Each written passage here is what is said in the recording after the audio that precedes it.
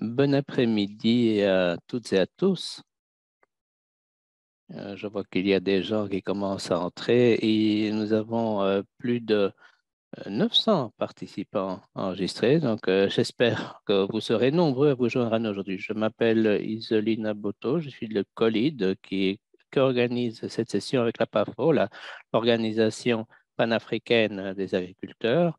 Nous avons une série de sessions, c'est la 12e, sur des sujets qui visent toujours les organisations agricoles, les petites coopératives, les petites moyennes entreprises, les micro-entreprises, toujours des sociétés africaines et qui ont toujours à voir avec les aliments transformés ou non transformés.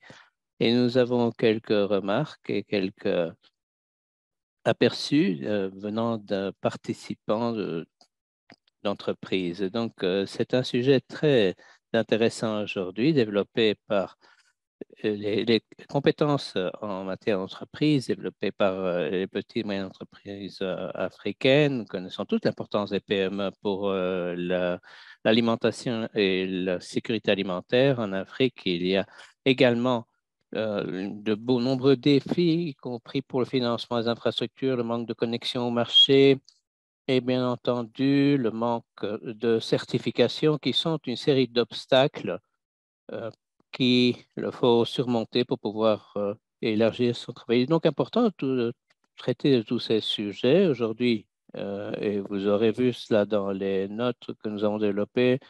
Nous voulons parler des compétences commerciales dont vous avez besoin, des compétences en matière financière, en ressources humaines, en leadership, et les compétences techniques dont vous avez nécessaires pour passer de la culture à la transformation et la commercialisation, et bien sûr, tout cela de façon durable. Donc, sans plus attendre, parce que nous avons une série de panélistes très intéressants aujourd'hui, nous avons 4 sociétés d'Angola, du Burkina Faso, du Ghana et du Malawi, donc une représentation assez fournie. C'est également la première fois que nous aurons une interprétation portugaise disponible. Merci beaucoup à la direction d'avoir veillé à cela et nous aurons des discussions à la fin et puis nous écouterons Reforum et Optimise. Mais avant cela, je voudrais donner la parole à Babafemi Oyewole, qui est le directeur général de l'Organisation panafricaine des agriculteurs. Je sais qu'il est tard pour toi. Tu es à Tokyo en ce moment, le docteur Oyewole. Vous devez le connaître, la plupart d'entre vous, non seulement dans son poste actuel, mais il était également le PDG de l'Alliance panafricaine commerciale et de l'Alliance africaine de la noix de cajou. Il a également occupé un poste dans le secteur de l'énergie et bancaire. Donc, sans plus attendre, je souhaite la bienvenue à Dr. Bafemi Oyewole et également au délégué général de COLID, Jérémy Knops, qui vous partagera ses impressions un peu plus tard. Dr. Bafemi, vous avez la parole. Votre micro est coupé. Veuillez à l'allumer, s'il vous plaît. En bas à gauche, à côté de la vidéo. Oui, bonjour à tous. Merci beaucoup Isolina pour ces quelques mots de présentation. C'est un plaisir pour moi de me joindre à vous aujourd'hui. Et chers membres du PAFO Coléade, chers euh, participants, membres du panel, mesdames et messieurs, bonjour à tous. Bon après-midi ou bonsoir selon où vous vous trouvez dans le monde. Alors, c'est un plaisir de vous accueillir tous aujourd'hui pour cette session, cette première session de notre série. C'est la première depuis la nouvelle année. Alors, je crois que la plupart d'entre vous connaissent déjà ces séries. Je vous rappelle que nous disposons de la traduction simultanée en anglais, en français et en portugais. Donc, pour ceux d'entre vous qui sont lusitophones, vous pourrez choisir donc entre ces 3 langues. Et Je me présente, je suis donc le président de l'Organisation des agriculteurs, organisation panafricaine qui représente donc la voix de 80 millions d'agriculteurs en Afrique. Ces innovations sont organisées en ligne tous les 2 mois dans le cadre d'un partenariat avec le Coléad. Et il s'agit donc de donner une vitrine à toutes ces expériences d'entreprises africaines. Ce sont des histoires réussies. On voit ici les compétences, l'esprit d'entreprise. C'est important pour les PME qui jouent un rôle essentiel en ce qui concerne la sécurité alimentaire sur le marché qui nous intéresse. Et il est important de pouvoir assurer également à ces agriculteurs qu'ils puissent avoir un développement, une croissance économique, un développement, et tout cela, bien entendu, de manière durable. Il faut donc faire preuve d'adaptabilité, de résilience, développer également des compétences dans le numérique, nouer des partenariats, promouvoir également toute une série d'éléments pour passer à une mise en échelle qui vont permettre l'exportation. Nous voulons également soutenir les jeunes et les femmes entrepreneurs pour créer de l'emploi, pour particulièrement être présents à l'avant-plan du secteur agricole. Je saisis cette opportunité pour souhaiter la bienvenue à tous ceux qui se sont inscrits. On m'a dit qu'ils étaient près de 900 à s'être inscrits. En tout cas, au cours des années et depuis que nous avons mis en place cette série sur l'innovation, nous voyons que les jeunes entreprises, les entrepreneurs, les femmes, en fait, vraiment utilisent toutes leurs compétences pour pouvoir relever les défis mondiaux auxquels ils sont confrontés. Je vous remercie, chers membres du panel, d'avoir accepté notre invitation et nous remercions évidemment nos partenaires financiers et techniques pour leur soutien indéfectible. Et nous faisons en sorte qu'avec ces séries d'innovations, le plus grand nombre de personnes puissent bénéficier de notre expérience, de votre expérience. Et c'est sur ces mots que je cède à nouveau la parole à Iselina, qui va nous animer les débats. Et je vous souhaite un débat extrêmement fructueux. Merci à tous. Merci, Dr Babafemi. Je sais que vous vous joignez à nous depuis l'autre bout du monde. Effectivement, nous remercions nos partenaires financiers et techniques. Aujourd'hui, c'est le Coléad, la Commission européenne, la DG pour le développement. Bien entendu, il y a également l'Organisation des États africains, des Caraïbes et des Pacifiques. Et vous savez que la série a été lancée il y a tout récemment et vous pouvez encore présenter des demandes d'aide ou d'assistance qui est gérée par Jérémy, qui est vraiment présent à tous les échelons de l'esprit d'entreprise pour comprendre la capacité de développement, les marchés, l'assistance technique et tous les liens avec la recherche, le partenariat. Et vous aurez l'opportunité donc de vous joindre à nous et de travailler avec nous à l'avenir. Alors, merci beaucoup, Dr Babafemi, parce que ça a été un excellent partenariat que celui-ci avec le PAFO. Il s'agit donc d'établir un lien entre les petites entreprises, le monde même des micro-entreprises, qui est un point d'attention particulier pour le Coléad. Alors, nous allons vous présenter maintenant le premier orateur de l'Angola. Merci beaucoup, Madame Marlène José, qui est PDG Foodcare. Vous avez déjà promu en grande mesure cet événement au sein de vos communautés et de vos partenaires en Angola.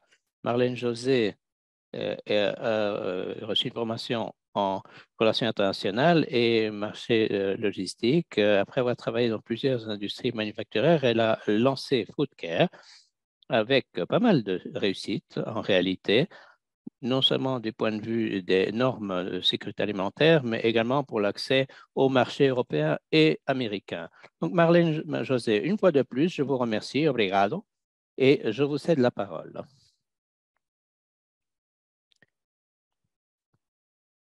Bonjour à tous. Merci, Zelina. C'est un plaisir pour moi d'être ici avec vous. Je m'appelle Marlène.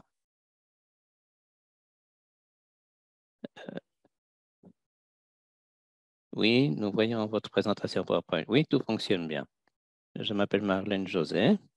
Je suis angolaise et Foodcare est une société transformatrice de nourriture à Rwanda.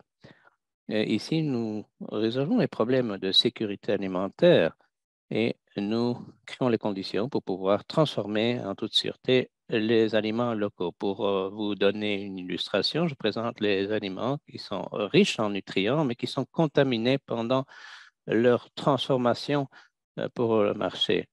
Et certains de ces produits arrivent même sur les étalages des supermarchés. Nous avons donc produit une solution pour pouvoir donner les mêmes produits, mais transformés en suivant les normes internationales HACCP et ISO et pouvoir les vendre dans le monde entier. Ça, c'est la première phase de notre projet. Nous voudrions également investir dans les produits en PET pour notre production. C'est un sérieux problème pour les transformateurs d'accéder au marché formel. Nous avons beaucoup de personnes qui préparent des confitures ou d'autres produits, mais qui ne disposent pas de récipients pour pouvoir les mettre sur le marché. Et donc, nous avons des personnes qui transforment les bouteilles, mais traitent l'eau, mais qui n'ont pas d'accès au PET et c'est cette lacune que nous devons combler. Nous avons également une chaîne de valeur en matières premières pour l'année entière. 90% des agriculteurs en Angola dépendent des pluies pour pouvoir transformer leurs récoltes et leurs cultures. Et donc, comme nous cherchons encore des partenariats pour nous aider et aider euh, les agriculteurs pour qu'ils puissent traiter l'eau à l'aide de panneaux solaires. Voici notre euh, usine pilote où nous traitons le produit du point de vue sanitaire. Ce sont des produits biologiques. Nous employons deux systèmes de préservation, une conservation normale pour les fleurs et pour le beurre de cacao. Et pour les feuilles, nous les entreposons congelées. Donc ici, vous voyez la transformation du manioc et nous mettons ces produits à moins 19 degrés avant de pouvoir les amener sur le supermarché ou au consommateur final. Pour notre marché, ce sont les principaux supermarchés d'Angola, ce qui suppose une grosse différence dans nos ventes. Il est également possible d'acquérir nos produits en ligne. Nous faisons des livraisons. Nous sommes présents dans tous les médias sociaux. Nous distribuons déjà dans 4 autres provinces par les supermarchés Kero. C'est la plus grande chaîne de supermarchés en Angola. Et nous avons commencé nos exportations. Actuellement, nous sommes au Portugal. Ça fait maintenant 2 semaines que j'y suis et nous cherchons des distributeurs ici. Si vous êtes l'un d'entre eux, n'hésitez pas à me contacter car nous voulons exporter nos produits. Nous avons bien commencé. Nous sommes certifiés, comme je disais, HACCP et agréés également par l'AFD américaine. Nous existons depuis plus de 2 ans et nous avons des ventes mensuelles pour valeur de 10 600 dollars US avec plus de 300 travailleurs. Je dirais que les marchés publics sont nos principaux concurrents et j'espère que cela changera parce qu'il est important que les gens puissent traiter leur alimentation de façon sûre. Les gens n'ont pas toujours confiance d'où proviennent leurs produits, donc notre système est une bonne valeur ajoutée. Je dirais que ce qui nous distingue, c'est que nous innovons dans la qualité, dans l'accessibilité et nous améliorons ainsi la sécurité alimentaire. Le principal défi de notre marché, c'est les investissements importants qui sont nécessaires. Comme vous savez, en Afrique, on manque de tout. Il est très difficile d'obtenir des investissements, un soutien financier, un soutien technique et des compétences de gestion. Donc, nous n'avons pas assez de personnes formées dans la transformation et je pense que ça, c'est le principal défi que nous devons relever. Voici notre équipe. Hamilton José est mon partenaire dans la vie et dans la société. Nous avons Marlene José, pardon, Germana Pedro qui fait le marketing et qui est la conceptrice et nous avons Wisana Mesquita. Nous avons 11 travailleurs fixes et 25 travailleurs à temps partiel, ce sont des personnes qui travaillent dans les supermarchés ou des personnes qui viennent nous aider pour donner un coup de main lorsque la production augmente. En 2020, nous avons validé notre idée, notre concept. Nous avons lancé notre société en janvier. En mars, nous avons été frappés par la COVID, mais nous sommes encore ici, grâce à Dieu. En 2022, nous avons pu accroître nos infrastructures et nos ventes et nous avons commencé à penser à l'exportation. Nous pensons arriver à un seuil de rentabilité en 2024. Nous sommes alignés sur les objectifs de développement durable, avec les objectifs 1, 3, 8 et 12. Alors, ce qu'il faudrait retenir sur les leçons que moi j'ai apprises comme femme d'affaires africaine, c'est que la première chose, c'est qu'il faut bien planifier et l'exécution. Ces deux éléments sont clés pour pouvoir, et il faut suivre ce qui a été prévu. C'est vraiment important. Puis, il faut maîtriser son métier, être constante et patiente. Et il faut euh, faire du mentorat et il faut s'autonomiser. Il nous faut pouvoir permettre aux gens de s'épanouir. Et l'exercice physique et mental sont importants également.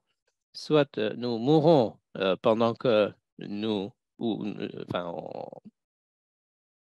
on arrive au bout de nos aspirations ou c'est la fin.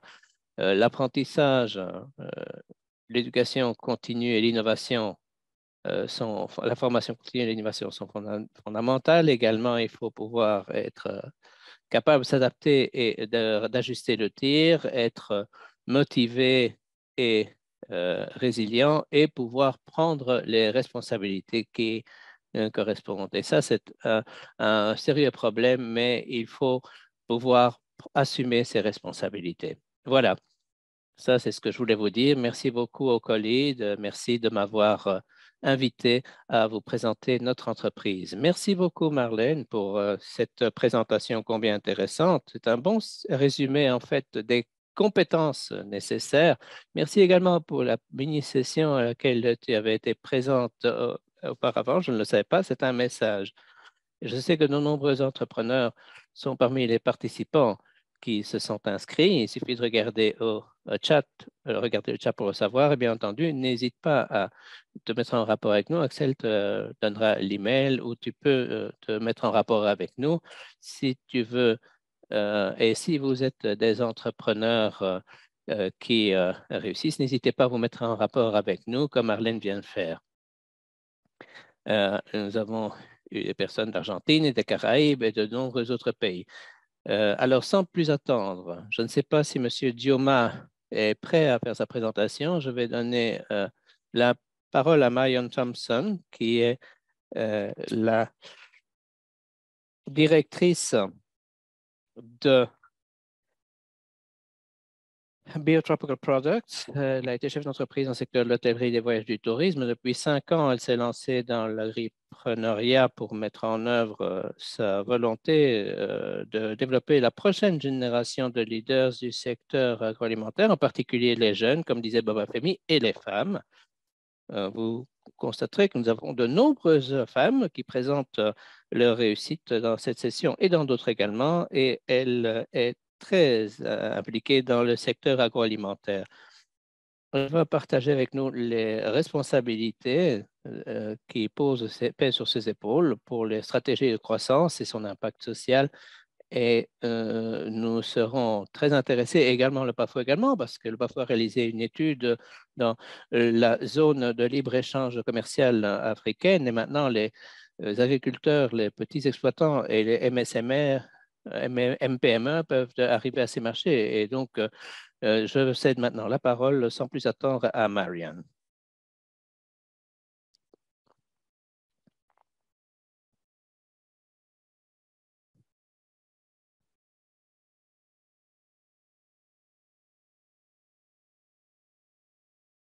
Nous ne vous entendons pas, mais nous voyons très bien votre écran. Donc, n'oubliez pas d'allumer votre micro. Vous disposez de 10 minutes. Voilà. Est-ce qu'on m'entend bien maintenant? Parfait. Et nous apercevons très bien vos diapositives. Est-ce qu'on peut me dire si on m'entend? Oui, oui, on vous entend très bien, Marianne.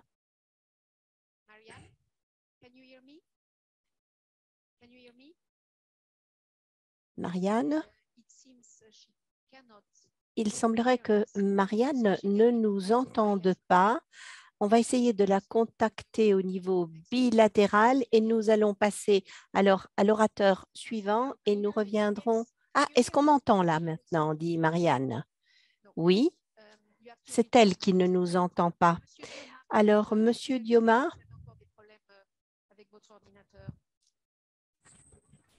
Oui, allô? Oui, je suis prêt.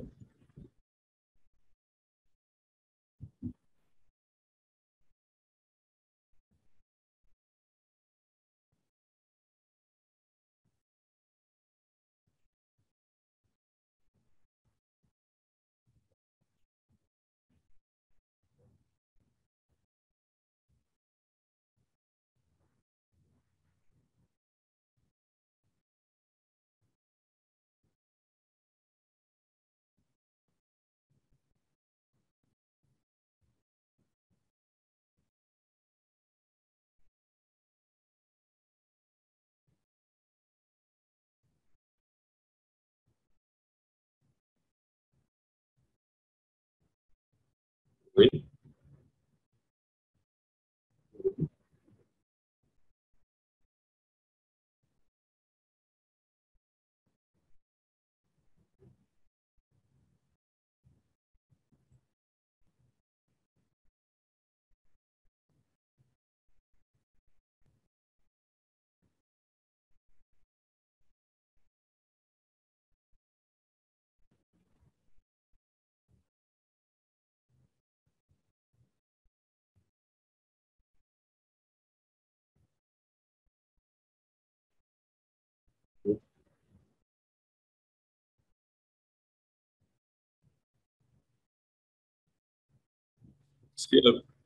Oui, oui. Si on peut m'aider. Voilà.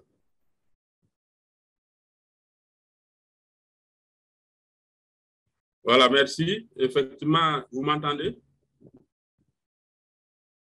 Voilà, merci. Et après la présentation, je vais vous présenter rapidement Diploma Bio, Union des producteurs de la mangue biologique de la région des Hauts-Bassins. C'est 42 producteurs répartis en 3 groupements et une femme. Donc, ça fait 43 producteurs en tout qui produisent effectivement de la mangue fraîche et aussi des fleurs séchées d'hibiscus qui sont certifiés en agriculture par Écossaire et aussi en équitable fair trade et aussi en ACCP pour la mangue séchée. Voilà un peu présenté au niveau de Ipromabio, ce qui nous sommes, et c'est depuis 2015. En fait, Ipromabio existe depuis 2009, mais à part de 2009, Ipromabio, en fait, donnait sa mangue à une autre structure qui la transformait, qui l'exportait. Mais à part de 2015, Ipromabio s'occupe elle-même de sa transformation et de l'exportation. Je peux continuer? Bonjour. Et voilà, au niveau de Ipromabio, il faut dire que c'est une société coopérative. Vous avez le président, Eugène Milogo, les vice-présidents, Sondé Traoré, et les trésoriers, Sibri, en fait, qui sont des producteurs. Et maintenant, à droite, vous avez le directeur, moi, Étienne Christian Dioma, c'est moi qui suis en train de faire la présentation, les gestionnaires financiers, et puis la technicienne agricole, nous sommes les 3 employés de Ipromabio. Voilà. Maintenant, au niveau de la transformation, il faut reconnaître que nous faisons du séchage de la mangue, et c'est des séchages semi-artisanaux que nous utilisons. Et on a une capacité effectivement de production moyenne de 25 tonnes pour nous, notre séchoir. Mais en plus de ça, il faut reconnaître que là où nous sommes installés à Bobo-Dioulasso, il y a pratiquement près de 40 unités de séchage à Bobo-Dioulasso actuellement et beaucoup de réseaux de distribution, et dont nous en sommes d'une, dont il y a quelques unités de séchage aussi qui, en plus de notre mangue séchée, nous fournissent aussi la mangue séchée pour l'exportation. On peut continuer, voilà. Et actuellement, effectivement, nous exportons sur l'Europe, et nous avons exporté en 2016 sur les États-Unis. Et après 2016, par manque de certificat ACCP, et nous n'avons pas pu continuer avec ces clients aux États-Unis. Mais en 2019, nous avons pu acquérir nos certificats ACCP. Et malheureusement, ces clients avaient signé déjà des contrats avec d'autres fournisseurs. Et actuellement, nous sommes en train de travailler à revenir avec ces clients-là pour travailler. Mais en attendant, nous exportons beaucoup plus en Allemagne et puis en France, en ce qui concerne la mangue séchée et puis les flèches séchées d'hibiscus. Et justement, nous les faisons par conteneur. Voilà, et nos exportations que vous pouvez voir en 2020, nous avons exporté, mais il faut reconnaître que notre plus grande exportation s'est passée en 2016, où nous avons exporté pratiquement 53 tonnes. Mais après 2016, nous n'avons pas pu exporter une telle quantité et nous sommes toujours retrouvés autour de 24 et 25 tonnes. Et maintenant, c'est à partir en 2022 que nous sommes passés à 36 tonnes. Et en 2023, apparemment, bon, ça va augmenter encore plus. Et vous voyez un peu nos chiffres d'affaires aussi qui sont un peu à droite avec ce que nous avons pu faire pendant ces 3 dernières années. Voilà. Maintenant, il faut reconnaître que les défis qui nous restent à mener, d'abord au niveau de la production, nous avons un grand défi. Puisque face au phénomène de changement climatique, nous sommes confrontés à un très grand problème. Et les phénomènes de changement climatique apportant beaucoup de changements, ça fait que nous ne maîtrisons même plus les périodes de production. C'est-à-dire les périodes de production à l'époque qui partaient même souvent du mois de mars jusqu'au mois de septembre. Mais actuellement, nous commençons à sécher vers fin avril. Et souvent, en juillet, nous n'avons plus de mangue pour sécher. Donc, ça, c'est un peu lié au phénomène de changement climatique où il faut vraiment commencer à chercher des solutions au niveau de la production. Maintenant, au niveau de la transformation, effectivement, nous voulons passer vraiment du séchage semi-artisanal vers un séchage industriel, un séchage moderne. Et des équipements existent actuellement et bon, il faut effectivement des moyens financiers pour le faire. Nous sommes en train d'y travailler pour voir dans quelle mesure nous allons moderniser nos équipements de transformation. Nous voulons aussi un peu diversifier notre transformation. En dehors du séchage à la mangue, nous voulons aussi faire en plus de ça de la purée de mangue. Nous avons fait des essais déjà, ça fait 2 ans, mais malheureusement, on n'avait pas d'emballage pour pouvoir l'exporter. Mais nous venons de recevoir les emballages et en principe, à partir de l'année prochaine, en plus de la mangue séchée, nous ferons aussi de la purée de mangue. Et nous souhaitons aussi diversifier notre clientèle. La diversification de la clientèle, en fait, c'est pour nous amener un peu à aller aussi vers les marchés nationaux et sous-régionaux que nous ne maîtrisons pas, comparativement au marché international, que nous maîtrisons plus même que le marché national et sous-régional. Nous voulons travailler vraiment aller aussi sur ces 2 marchés-là, en plus du marché international. Voilà un peu ramasser les défis que nous avons à mener actuellement. Voilà un peu présenté. Bon, je pense que je suis resté dans les 10 minutes. Ipromabio avec quelques slides et je pense que vous avez bien compris ce que je viens de dire. Je vous remercie.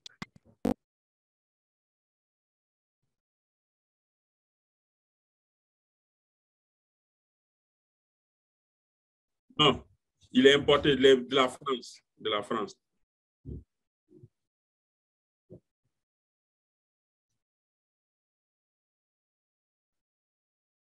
Marianne, vous nous entendez? Madame Thompson, Marianne, vous nous entendez? Elle m'a dit tout à l'heure qu'elle entendait très bien Monsieur Dioma. Est-ce que vous pouvez nous partager votre présentation et allumer votre micro, Madame Thompson? Parfait. Est-ce que vous m'entendez? Oui, je vous entends. Alors, je vous présente très rapidement.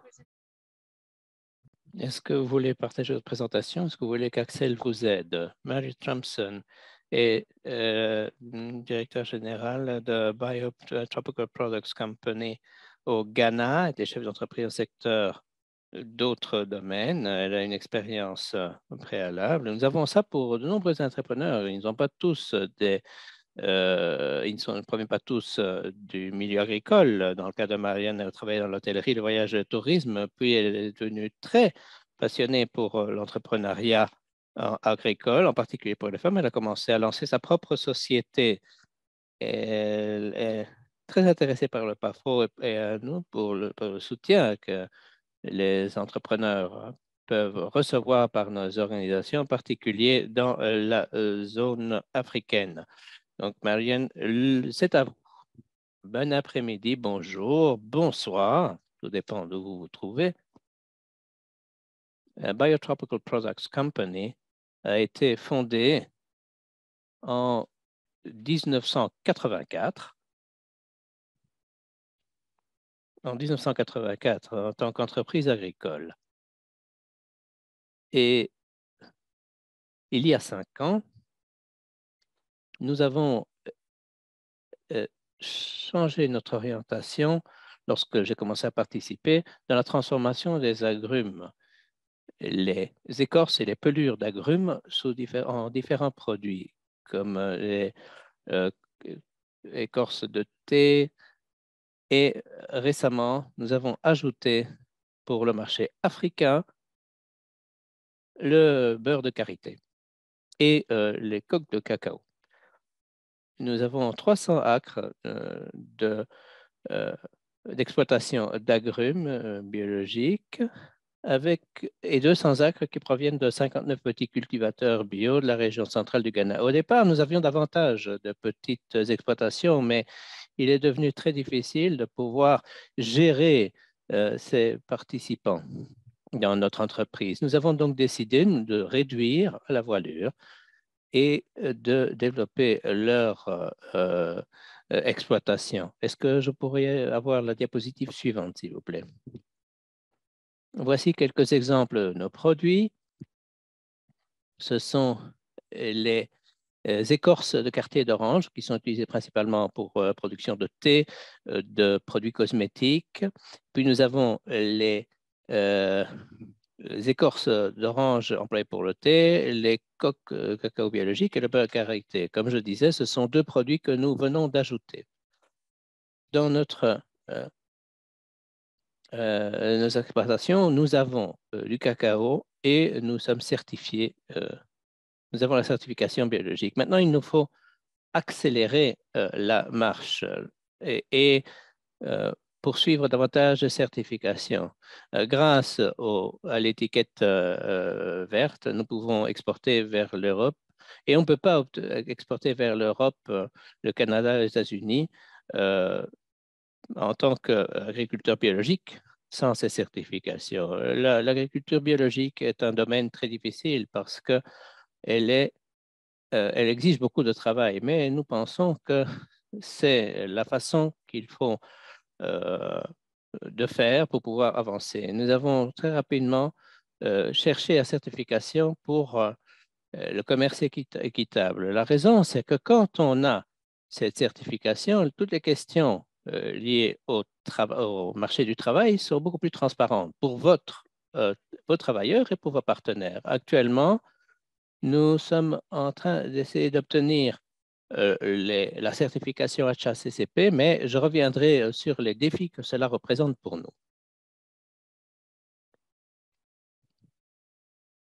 La stratégie que nous avons adoptée, comme je disais, était de nous étendre dans le marché international parce que nos produits ne payent pas suffisamment au niveau local. Alors, nous avons été assez persistants et nous avons pu faire participer la GIZ au cours des 5 dernières années. Et je conseille en fait à tous les entrepreneurs de vraiment rechercher à travailler avec des organisations qui peuvent les aider à développer leur entreprise et leur propre ambiance. C'est trop difficile à faire tout seul, il faut l'aide, mais si vous avez un cadre structuré comme le COLIAD, par exemple, on sait comment pouvoir établir la stratégie de son entreprise. L'IPD, c'est l'unité de marketing de la GIZ, a également participé. Cognos International nous a donné l'assistance technique au départ de l'Allemagne et nous avons donc frappé à toutes les portes pour pouvoir travailler avec ces partenaires. Et ainsi, sans eux, il est impossible d'arriver aux exigences pour l'exportation. En fait, c'est vraiment miraculeux. Les entreprises que nous avions et les commandes que nous avions, nous ne pouvions pas les honorer avec les fonds que nous avions. Donc, je reviendrai là-dessus lorsqu'on parlera des finances. Mais sans fonds, on ne peut jamais arriver à nos objectifs. Peut-on passer à la diapositive suivante, s'il vous plaît? Alors, nos défis, quels étaient-ils? D'une part, il y a le manque d'intérêt des jeunes pour l'agribusiness. Dans un périmètre de 10 miles, il n'y a ne veulent pas s'occuper de l'agriculture. Donc, nous avons quand même essayé de les former à l'agriculture biologique. Et puis, l'aide financière est un autre problème. L'accès au marché a été peu réussir aux États-Unis. Et pour l'Europe, si vous pouvez parvenir à avoir des produits biologiques et que vous êtes certifié pour l'Europe et les États-Unis, vous pouvez y aller. Et donc, nous espérons pouvoir entendre du COLID ce qu'ils peuvent fournir comme assistance financière. Ensuite, les questions liées à la responsabilité sociale des entreprises sont également un problème. Comme je vous disais, on forme nos agriculteurs parce que nous avons un responsable ICS et c'est une formation constante du personnel. Nous avons des relations de travail cordiales avec nos clients, nos employés et nos agriculteurs que nous considérons des membres de notre équipe à part entière. Nous utilisons les déchets organiques pour produire du combustible pour nos chaudières. Et puis, nous avons recours à de nombreuses jeunes femmes et de jeunes pour l'emploi, pas directement dans notre zone d'influence, mais un peu plus loin. Pourquoi? Parce que ceux qui vivent près de chez nous ne sont pas intéressés. Puis, pouvons-nous passer à la diapositive suivante, s'il vous plaît? Alors, une évolution cruciale qui nous a aidés dans Biotropical, c'est la formation. Toute l'équipe de direction, nous sommes au nombre de 6, moi y comprise, n'avions pas de formation agricole. Et nous venions tous d'horizons différents. Du point de vue de notre formation, comme par exemple, certains des membres de notre organisation avaient une un diplôme en tourisme, que j'ai emmené dans mon entreprise. Et quelle stratégie ai-je donc suivie? Eh bien, c'était de chercher une institution comme le COLEAD. Nous avons pu tirer énormément parti de cette participation du COLEAD. Et il faut vraiment s'assurer d'avoir une formation dans son équipe. Pendant la COVID, nous avons pu produire, mais on était un peu au pied du mur parce que les interactions externes étaient assez faibles. Donc ici, voici quelques réussites. Et ici, vous allez pouvoir entendre comment la formation fournie par le COLEAD nous a aidés. Et je vais maintenant céder la parole à mon collègue pour qu'il vous en parle. Bonjour à tous et à toutes. Je m'appelle Bafo Efraï. Je suis ingénieur et je travaille pour Biotropical. Au départ, nous avons tiré parti de la période COVID pour pouvoir nous former pour les besoins techniques et nous avons obtenu cette formation à travers le COLEACP, maintenant COLID. Nous avons eu de nombreuses heures de formation qui ont servi à ma formation propre et celle des agriculteurs de notre équipe. J'ai reçu une formation en gestion durable de la biodiversité, la protection des cultures, l'Internet, dans la chaîne d'approvisionnement et dans la gestion des déchets solides.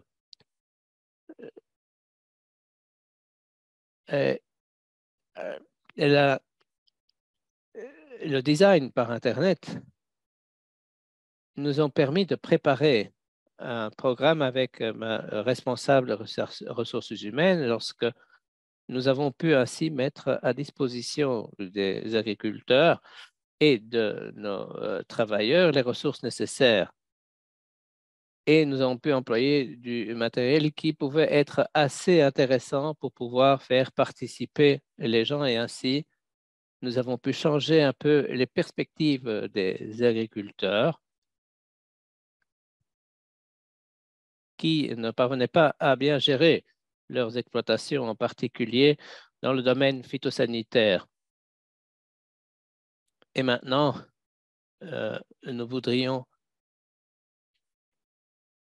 nous avons également reçu une formation phytosanitaire également, et ainsi nous nous assurons qu'il n'y a pas de contamination. Nous avons maintenant des uniformes, nous avons des vestiaires où nous changer et ainsi, c'est ainsi que mes collègues et moi-même ont pu bénéficier du soutien du COLEAD en ce qui concerne notre formation.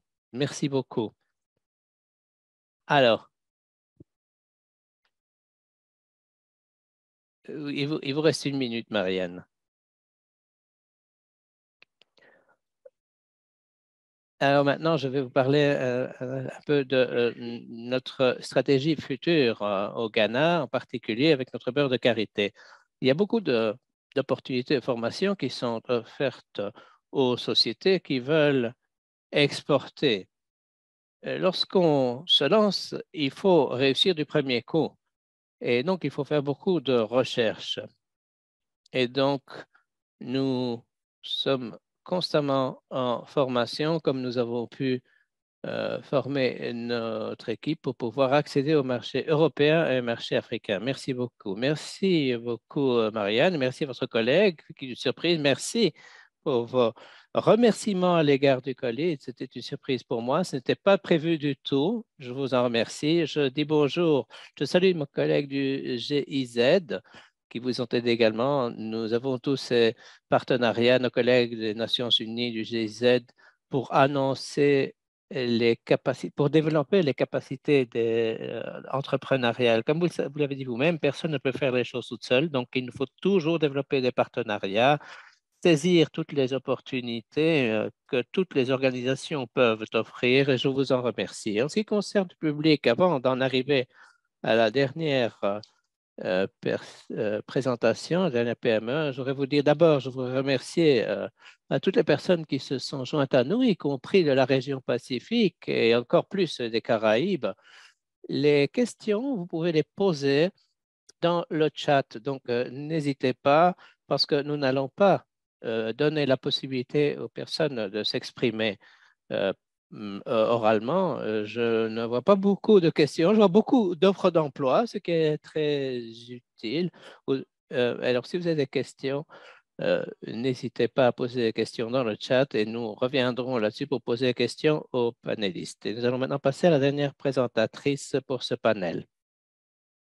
Il s'agit donc de Fanny Groundway, directrice générale de Perisha Agro et Packaging Enterprise, secteur de l'emballage au Malawi. Et donc, vous aussi, vous avez une attention très particulière pour quelque chose qui nous intéresse, c'est-à-dire pour améliorer la nutrition des femmes et des enfants de moins de 5 ans.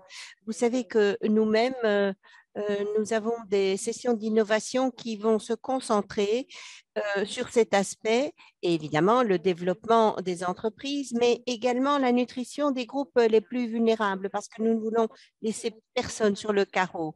Alors, il s'agit donc d'encourager la culture et la consommation d'aliments bio-fortifiés, tels que la patate douce à chair orange, le maïs orange, les haricots nuas et les produits à base de manioc. Vous avez reçu beaucoup de récompenses. Vous êtes l'une des 50 femmes qui ont été couronnées de succès dans le domaine des données bio, et votre CV, je crois, a été partagé avec le plus grand nombre. Vous faites partie donc du top 50 des héros africains de l'économie de 2022. Nous allons demander à Axel de vous aider en partageant vos diapositives. Disposez de 10 minutes. Fanny, vous nous entendez? Oui, bonjour. Oui, merci encore de vous joindre à nous depuis le Malawi. Exactement. Est-il possible de nous montrer évidemment l'écran complet? Quand vous regardez screen avant volume, je le vois dans votre présentation, je le vois là.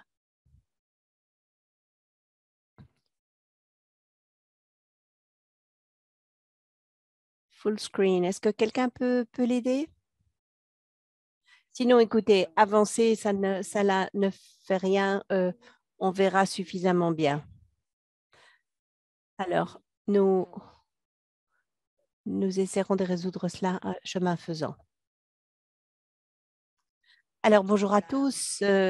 Dit Madame Gondway, je suis donc Fanny Gondway, je suis fondatrice et directeur exécutif de Perisha Agro et Packaging Enterprise, et nous sommes donc situés au Malawi. Je vais vous présenter 7 sujets. Si vous voulez, on les couvrira au fur et à mesure que l'on avance. Donc, voyons d'abord Perisha Agro. Nous sommes donc, nous avons notre siège au Malawi, et nous avons, vous savez, nous avions vraiment rêvé de cette entreprise au moment où nous avions inscrit notre entreprise, et j'ai renoncé à mon précédent travail.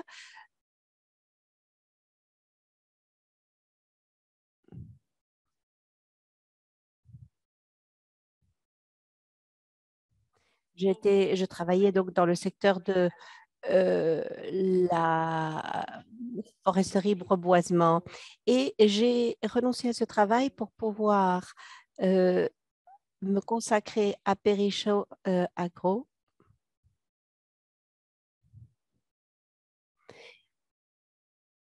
Donc, si vous regardez En fait, ce qui se passe, c'est que si on regarde la zone d'Afrique australe, en fait, vous devez savoir que beaucoup de personnes souffrent de malnutrition. Et donc, nous avons voulu combattre cela et nous nous sommes concentrés sur des produits biofortifiés, des aliments biofortifiés.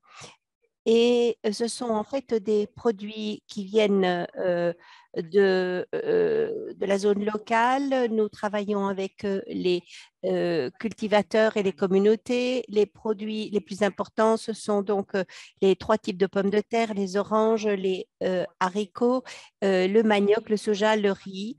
Et nous sommes en contact donc avec l'organisation des cultivateurs. Nous leur faisons produire la matière première que nous rajoutons et que nous transformons. Nous transformons donc les pommes de terre douces, l'osprey. Le son est coupé, malheureusement. Donc, nous avons plusieurs types de produits, donc de la farine de haricots nuas, de la farine de maïs orange, des patates douces à orange. Voilà, vous voyez ici le type d'emballage que je tiens en main. Ici, vous montre que ici, nous avons différents types de farine qui peuvent être emballés grâce à ce système. Et en fait, ce sont des produits transformés par nous-mêmes. Pour ce faire, nous sommes un peu plus de 80 personnes. J'ai mon deuxième fils qui travaille avec moi depuis 2017. Et nous avons également Georgine Achakwa, qui est une spécialiste de la nutrition. Et puis, nous avons également d'autres personnes qui ont rejoint l'équipe, des techniciens, par exemple. Et des personnels de soutien. Nous avons recruté plus de 300 personnes, des citoyens, chaque année, parce qu'en fait, il faut travailler également sur la terre. Nous avons 150 hectares. Donc, depuis 2016, c'est à ce moment-là que notre entreprise a commencé à vraiment croître et nous sommes consacrés à l'agriculture primaire. Le son est coupé malheureusement par intermittence. Nous avons également fait de la multiplication de semences et nous avons commencé la transformation en 2019. En fait, en 2016, nous couvrions 2800 ménages. À partir de 2021, je peux vous dire que nous avions vraiment plus de 600 000 ménages.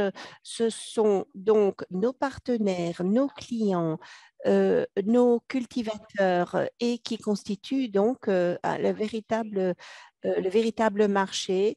Nous avons à peu près un marché qui est estimé à 60 millions de dollars et notre objectif est d'occuper 2% de part de marché grâce à notre épargne. Nous avons pu avoir accès au marché, différents marchés au Malawi, également au Zimbabwe et en Afrique du Sud. Mais nous avons des partenaires et 3 investisseurs qui nous aident. Kev Debiu, un système d'accélérateur d'entreprise et également un groupe de transformateurs appelé ATI.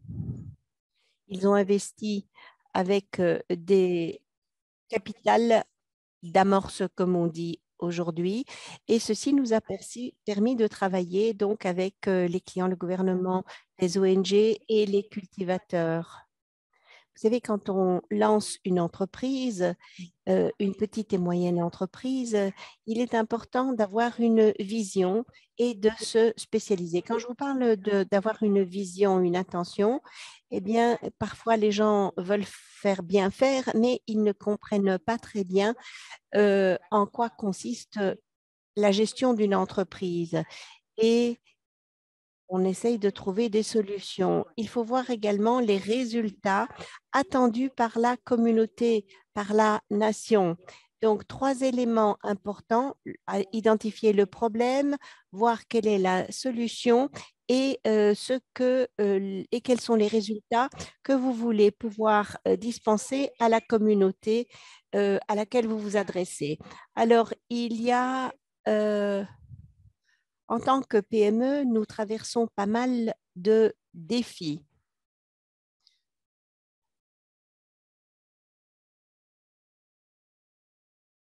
Un des éléments très importants, c'est de faire un bon discours commercial pour bien rôder son discours, pour pouvoir être convaincant.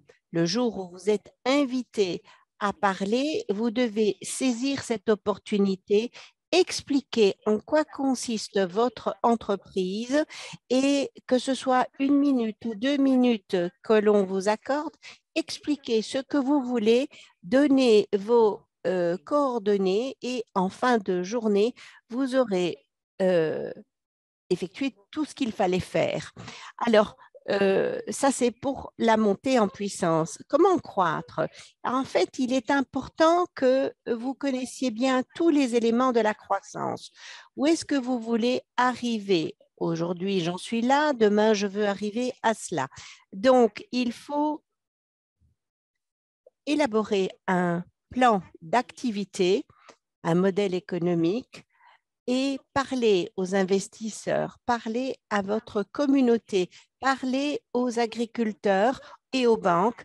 Ils vous prêteront de l'argent, ils feront attention, ils vous feront des prêts et techniquement, aussi bien que financièrement, vous aurez réuni ce qu'il vous faut. Alors, quand je vous disais tout à l'heure d'être vous-même, il ne faut pas toujours s'ajuster aux autres. Des collègues vous parleront sans doute dans le secteur de la mangue, parce que je dois vous dire que nous avons, nous aussi, des mangues ici au Malawi. Mais vous voyez,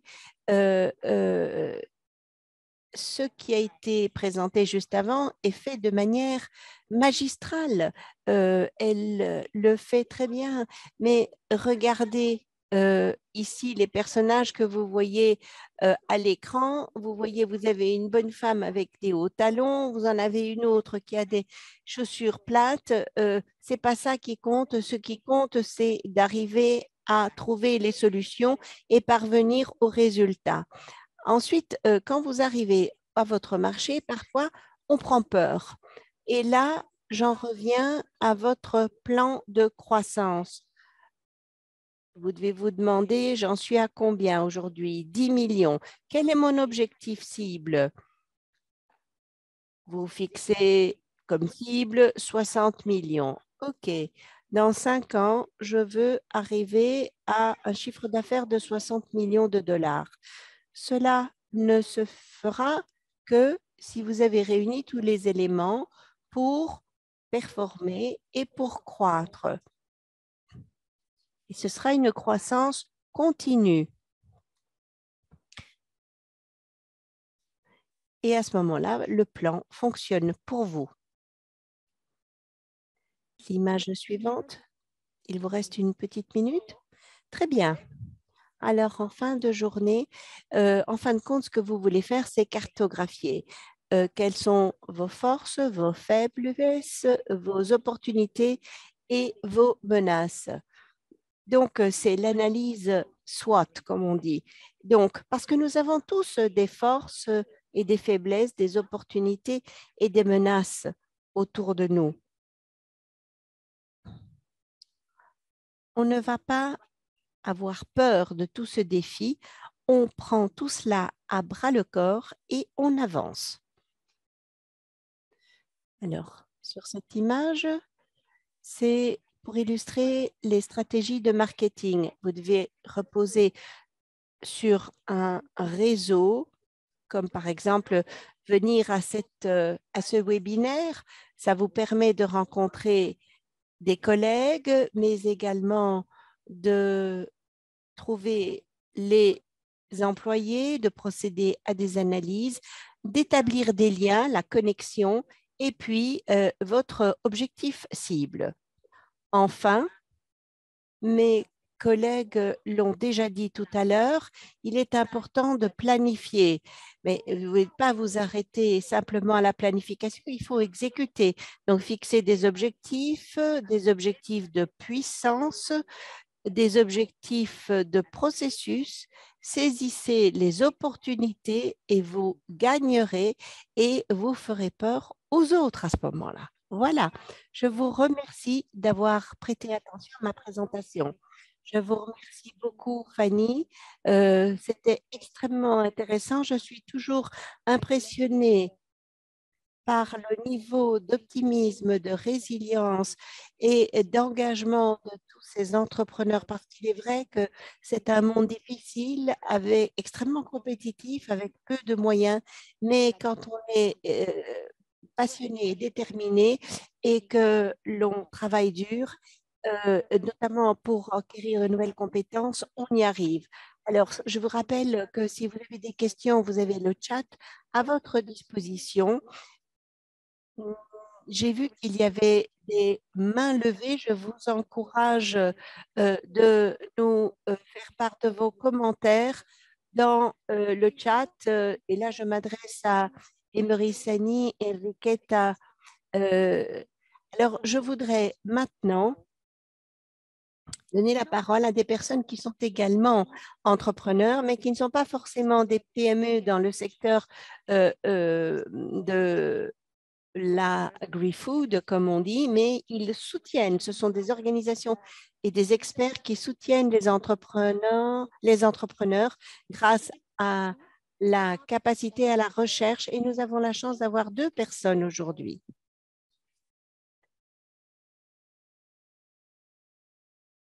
Commencerons par M. Kingsley Oswala d'Optimise. C'est la première fois que je vous vois. Vous travaillez avec PAFO.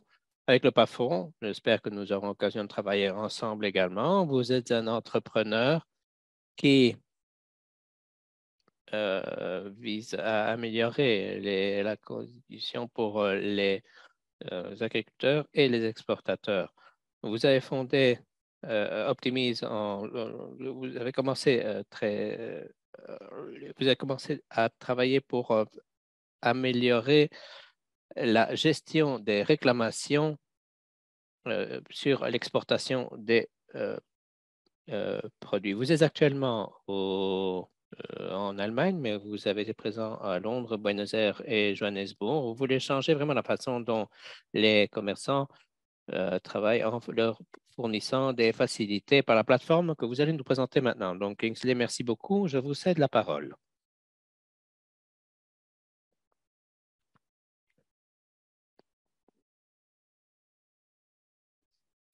Est-ce que vous parvenez à voir mes images? Oui, très bien, et on vous entend très bien également.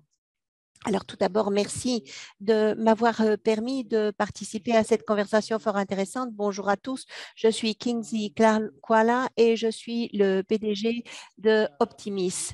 Alors, Optimis est en fait une société du tech et nous travaillons avec les négociants du secteur de l'alimentation, et mon terrain de jeu, si j'ose dire, c'est surtout le continent africain, et il s'agit bien entendu de pouvoir exporter de manière rentable sur ce marché. Pour ceux d'entre vous qui ont déjà connu la chose, parfois quand vous envoyez vos expéditions et votre client à l'autre bout de la terre vous disent la marchandise est arrivée endommagée, et donc vous ou mieux, elle est endommagée, mais vous pouvez avoir donc de tels dommages que le client vous demande donc de faire une réduction de l'ordre de 10%.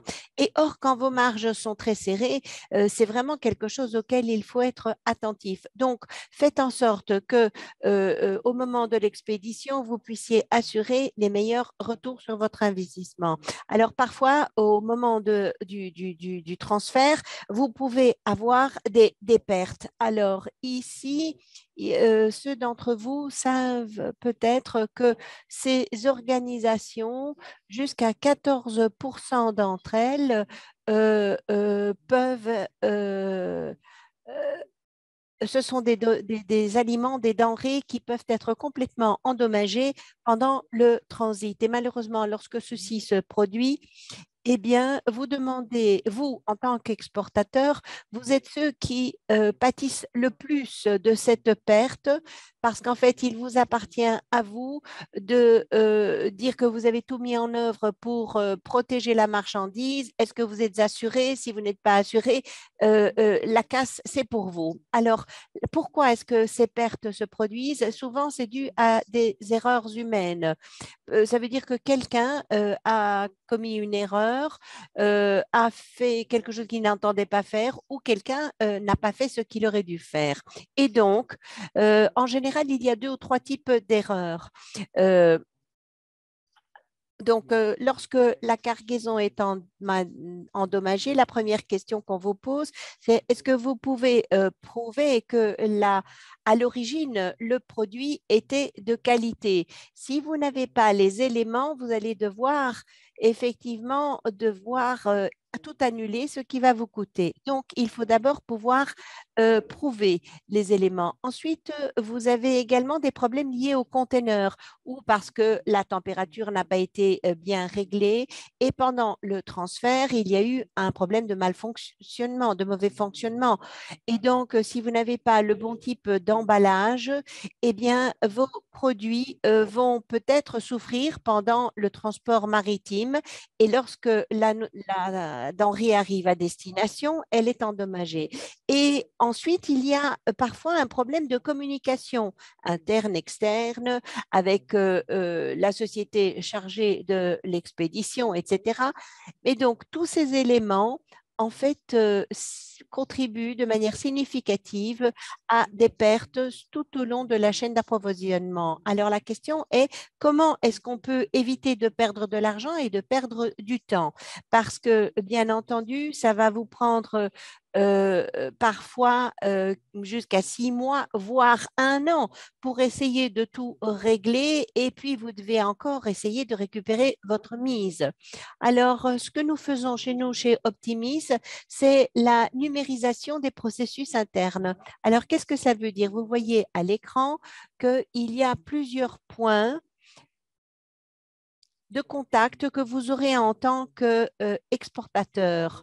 Donc, l'entrepôt, à partir d'abord comment traiter avec les responsables de l'entrepôt, comment emballer, comment charger sur le conteneur, comment ensuite transférer cela sur l'autre transporteur. Et donc, la numérisation va vous permettre d'avoir des preuves numériques de tout ce qui a été fait depuis le premier hangar. Donc, vous faites des photos de vos emballages, de vos palettes de produits. Vous avez un clip vidéo, par exemple, qui prouve que vous avez ce système d'emballage. Et puis, vous avez des photos qui montrent que le conteneur a été scellé au moment du passage à un autre transporteur. Parce que au moment où on vous dit comment pouvez-vous prouver la condition de dans quelles conditions se trouvait la cargaison au point de départ, eh bien, vous montrez ces éléments de preuve. Et chez Optimis, nous utilisons des technologies pour simplifier les choses pour vous, pour que ce soit aussi efficace, que la relation coût-efficacité soit au rendez-vous. Avec des applications mobiles, regardez à gauche, vous voyez une application mobile qui a été préconçue pour vous guider sur ce qu'il faut faire pas à pas. Si vous exportez des agrumes depuis la récolte jusqu'à l'emballage, l'emballage jusqu'au hangar, la zone de refroidissement, les boîtes d'emballage appropriées pour ce type de transport. Donc, vous voulez remettre cela à vos employés pour qu'ils sachent exactement quoi faire, à quel moment, et pour pouvoir recueillir l'information nécessaire pour votre contrôle intérieur, mais également en cas de dommage. Et les informations apparaissent ensuite sur votre tableau de bord. Et ce tableau de bord donc reprend toutes les informations, le temps, l'activité, les conditions météorologiques, par exemple, pendant le transport. Alors, par exemple, les conditions météo, c'est important parce que la qualité des denrées périssables dépend de deux facteurs, le temps et la température, la durée, si j'ose dire, et la température. Et donc, tous ces éléments sont importants et nous les collectons pour vous. Et pour terminer, très rapidement, je voulais vous présenter une étude de cas auquel nous avons été confrontés. C'était en fait un exportateur de bananes du Ghana. Et je peux vous dire que cette personne a été confrontée à des pertes très importantes pendant le transport. Et lorsque la marchandise est arrivée à destination en Italie, l'acquéreur a rejeté complètement l'ensemble de la cargaison. Donc, il faut que le lecteur, celui qui doit recueillir l'information, doit également pouvoir échanger avec le client. Ceci va aider l'exportateur à comprendre le point de vue de l'autre. Ça leur permet de communiquer de manière pratique, pas seulement sur la vente, mais également sur la qualité. Voilà les processus que nous avons mis en place et nous sommes certains que ceci va être respectueux de la denrée. Et puis, du point de vue de l'acquéreur, cela montre que il y a aussi la possibilité de communiquer en temps réel avec l'acquéreur. Ça accroît la confiance entre l'exportateur africain et son client en Europe, par exemple. Et bon, vous savez, s'il y a, par exemple, une remise de 10%, c'est parce que l'on sait qu'il y a eu tel et tel élément qui est intervenu pendant le transport. Et donc, le message que je veux faire passer aux exportateurs est le suivant. Vous devez comprendre que les sinistres, les dommages pendant le transport, c'est quelque chose qui est vraiment très important. C'est une réalité. À un moment donné ou à un autre, vous serez confronté à ce cas de figure. La meilleure chose que vous puissiez faire, c'est de vous préparer pour une telle éventualité parce que malheureusement, un jour ou l'autre, ça va se passer et vous aurez perdu toute votre marchandise. Si vous souhaitez en savoir davantage, voici mes coordonnées qui sont là. Je mettrai également mes coordonnées dans le chat. N'hésitez pas à me contacter et je remercie tous les collègues du PAFO et du Coléade qui m'ont donné la possibilité de prendre la parole et je vous souhaite à tous beaucoup de chance. Merci beaucoup, Monsieur Kingsley, merci. Je vois qu'il y a déjà des questions de la part de différents pays. Utilisez-vous les blockchains, etc. Nous allons revenir vers vous dans la session questions-réponses. En tout cas, je vois que Elkana avait levé la main. Parmi les spectateurs, n'oubliez pas que vous devez intervenir par le biais de du chat et des questions-réponses. Et je vais maintenant donner la parole au dernier intervenant. Écosystème, c'est un système de soutien à l'écosystème. Bon nombre d'entre vous le connaîtraient, M. Jérôme Anthony. Il est responsable de Reforum, un produit qui vise à améliorer l'efficacité de la contribution de l'université au développement en agriculteur. Et il réunit 37 universités dans tout le continent africain. Un des domaines dans lequel nous essayons constamment d'améliorer les choses, c'est nous mettre en rapport avec l'université et la recherche qui est toujours nécessaire pour le développement des compétences. Nous avons le privilège de pouvoir avoir invité M. Anthony Egeru, qui est responsable formation et développement communautaire pour RUFORUM, basé en Ouganda. Vous avez travaillé dans des projets financés par la Fondation Mastercard et également par une excellente organisation que j'ai connue auparavant pour renforcer la contribution d'une organisation peuvent réaliser pour le développement des capacités. Et comme de nombreux autres orateurs, vous vous concentrez sur des groupes défavorisés comme les jeunes et autres du même acabit. Vous avez également travaillé à RUFORUM ou dans le domaine du financement. Donc, je vous remercie beaucoup d'être venu nous rejoindre. Je sais que vous êtes en voyage, donc ce n'est pas toujours facile pour vous de communiquer avec nous. Donc, si en 10 minutes de temps, vous pouvez nous faire votre présentation, ce serait bienvenu du point de vue de RUFORUM. Oui, bonjour, merci beaucoup. Je voudrais simplement vérifier que vous nous entendez. Oui, je vous entends très bien. Je peux également voir la présentation PowerPoint et alertez-nous si vous souhaitez faire avancer. Est-ce qu'on la voit? Oui, ça y est. Nous voyons maintenant votre présentation en plein écran.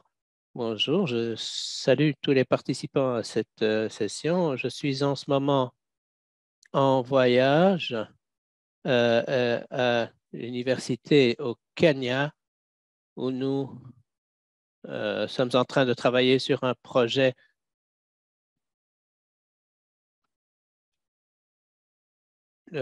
éducatif.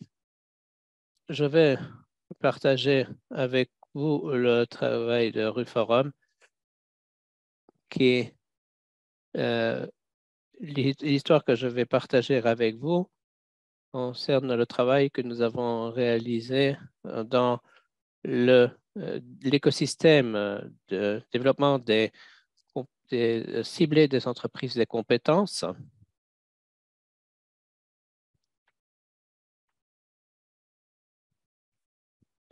Et nous avons également travaillé dans le soutien dans les communautés parmi les jeunes agriculteurs. RUFORUM a été fondé en 2004 par 10 partenaires pour fournir une plateforme pour la mise en réseau et mobilisation des ressources et le plaidoyer afin de transformer les universités pour qu'elles soient pertinentes en vue d'un développement durable et inclusif. Il s'agissait de différentes universités qui étaient à différents niveaux avec différentes dotations et ceci est quelque chose que l'on observe encore aujourd'hui et nous voulions fournir une plateforme pour former les diplômés de qualité afin de soutenir les processus de développement dans l'Afrique. Le troisième panier étant la rationalisation et l'utilisation des ressources. Et ceci n'a pas changé depuis 2004 parce que le processus de développement requiert encore toujours un changement au niveau des universités. Nous sommes développés depuis 2004, nous n'étions que 10 universités dans 5 pays. Maintenant, nous sommes actifs avec 163 universités dans 40 pays africains qui recouvrent pratiquement tout le continent africain. Cette croissance, ce développement montre l'intérêt de notre réseau et soulève également une série de problèmes qui exigent un travail en coopération plus intense. Alors, ce que je vais partager avec vous, ce que nous avons fait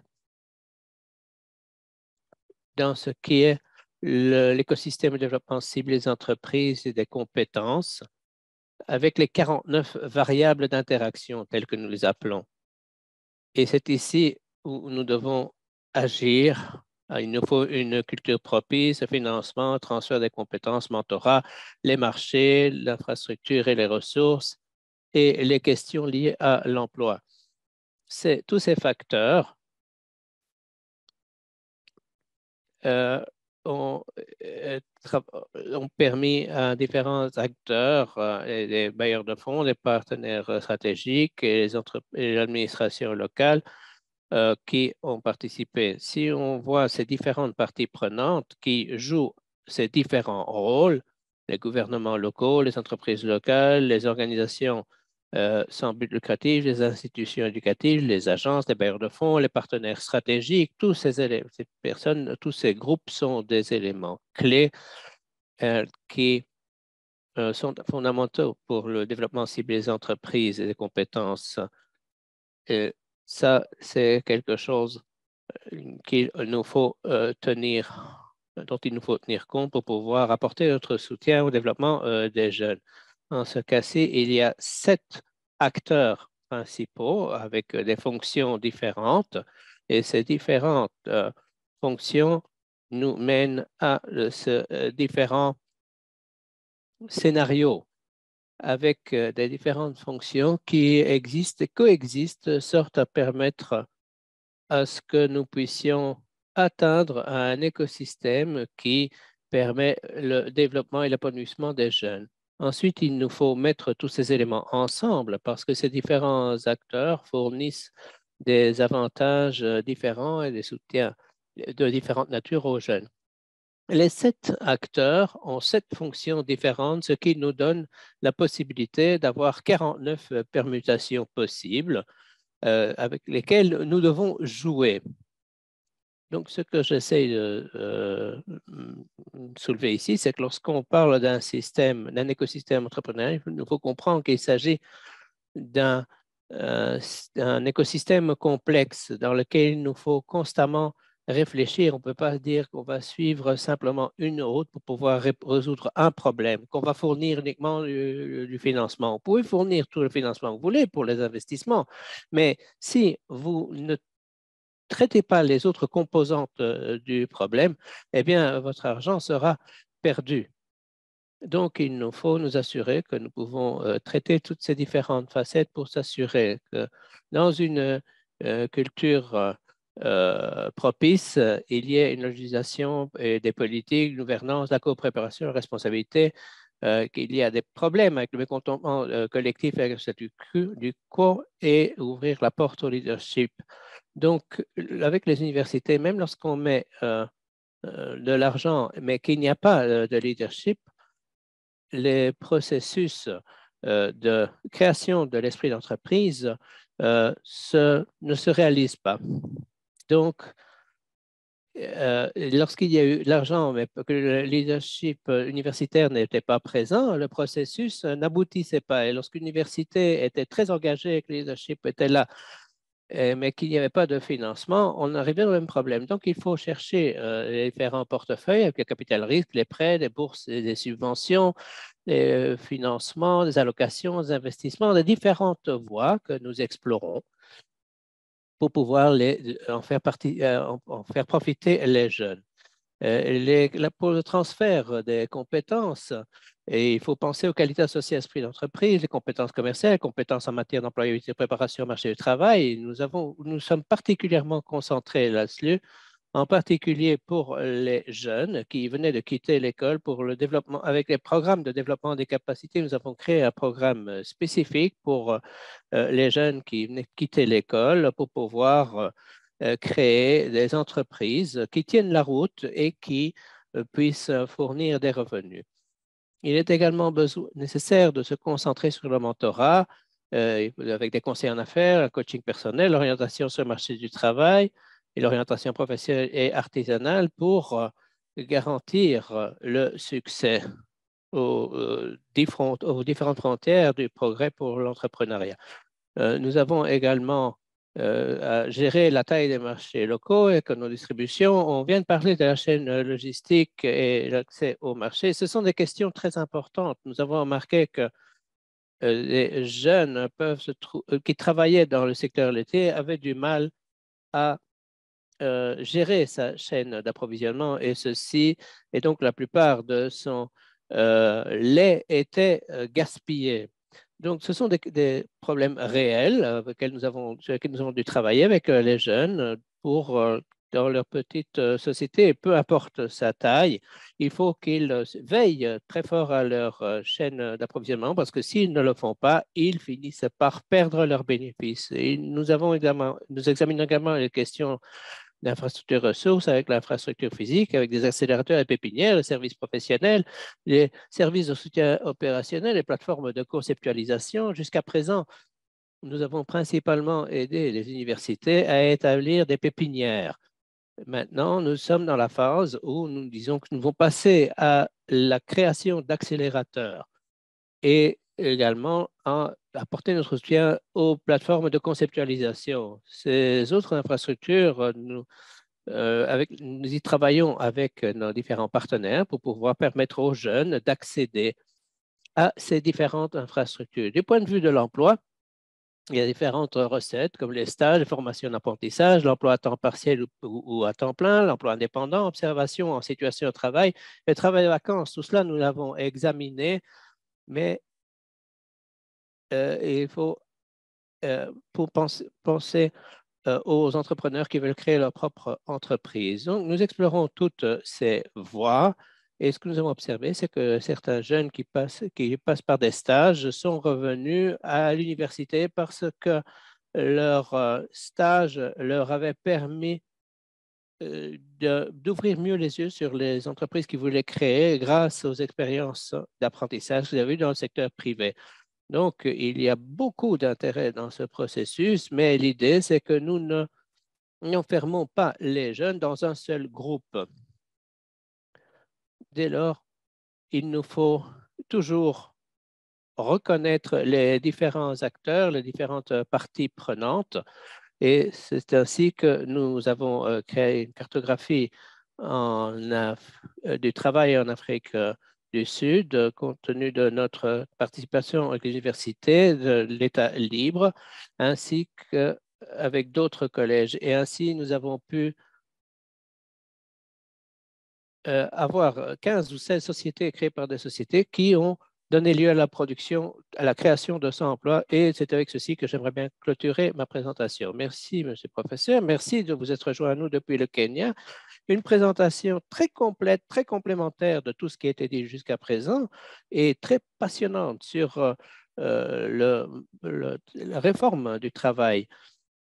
Et il y a cette partie qui manque effectivement de la part des chercheurs universitaires et qui n'atteint pas nécessairement le secteur agricole et des entrepreneurs. Et j'espère vraiment que nous pourrons travailler ensemble pour pouvoir élargir et accélérer cette collaboration. C'est le terme qu'on utilise maintenant. Nous avons vu dans les sessions et avec les partenaires qu'il y a beaucoup d'entrepreneurs qui ont réussi malgré les difficultés et avec le financement, mais l'accélération doit être soutenue, ce qui veut dire que nous devons collaborer davantage. Je ne sais pas s'il y a des questions pour vous, professeur. Je reviendrai sur les questions des normes internationales, ce qui est bien entendu une question centrale pour le collègue. Nous n'avons pas beaucoup de questions. Il y a beaucoup d'interactions transversales. Merci pour vos commentaires. Il y a beaucoup d'interactions sur l'avenir. Je vais maintenant vous redonner la parole dans votre intervention. Si vous voulez ajouter quoi que ce soit sur ce qui a été dit par les autres intervenants, certains commentaires dans le chat. Et il y a davantage de questions pour M. Dioma.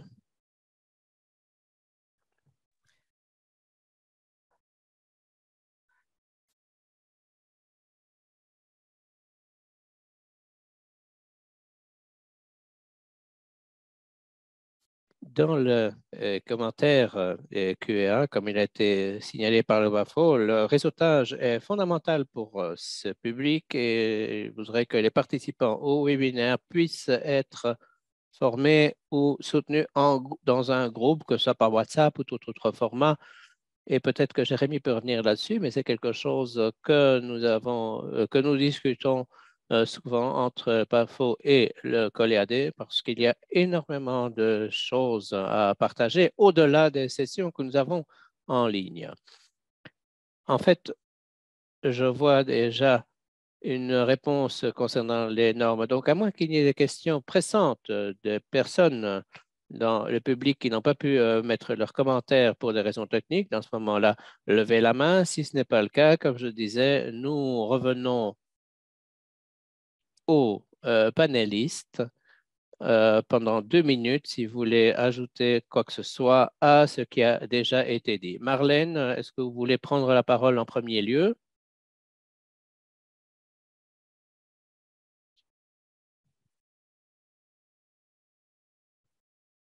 Eh bien, si vous n'êtes pas... Ah, oui, merci. Merci, Solina. Je voudrais simplement ajouter comme mes collègues ont dit, il est vraiment nécessaire de se montrer. J'ai ce syndrome de l'imposteur. Pendant 4 ans, je travaillais dans une société qui s'occupait de l'alimentaire et il est très difficile de pouvoir lancer une société ou de mener une société en Afrique. Donc, il nous faut chercher de l'aide. Il y a beaucoup d'aide disponible et puis je conseillerais également à euh, chercher toutes les formations possibles pour pouvoir développer les capacités et pour pouvoir chercher les financements, que ce soit auprès des banques, auprès des partenaires. Il y a beaucoup de choses où on peut puiser des ressources, mais il faut y penser. Merci beaucoup, Marianne. Est-ce que vous pouvez nous dire quelque chose, vous aussi?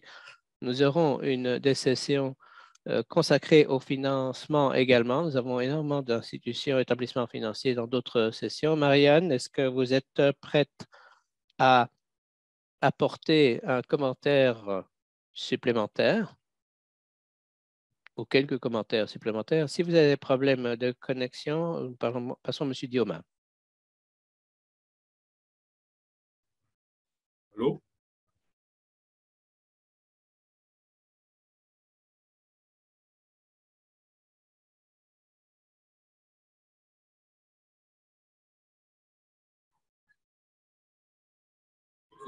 Bon, dans le chat, j'ai pu regarder. Maintenant, je ne vois pas exactement.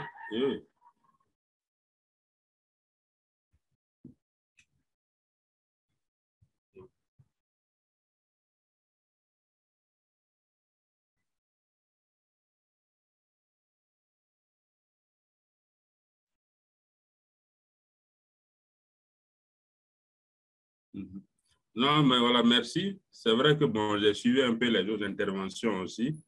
Et bon, il faut reconnaître que la question entrepreneuriale, j'ai suivi quelques exemples. Bon, il y a souvent on se demande, c'est pas la chance qu'on a eue, parce que bon, malgré nos connaissances, on est face souvent à certaines situations. On se dit peut-être que c'est la chance qu'on a eue pour être à ce niveau-là. C'est vrai que bon, nous, par exemple, qui sommes dans l'exportation de la mangue ici au Burkina, curieusement, nous connaissons, nous maîtrisons même le marché international comparativement au marché national et sous-régional. Alors que c'était le contraire qui devait se faire. On devait d'abord commencer par le marché national avant d'aller vers le marché international. Mais nous avons commencé à l'envers. Donc, il faut travailler maintenant à revenir un peu sur le marché national et sous-régional.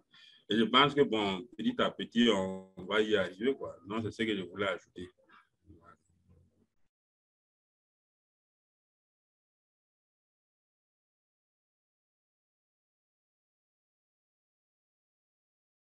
Oui,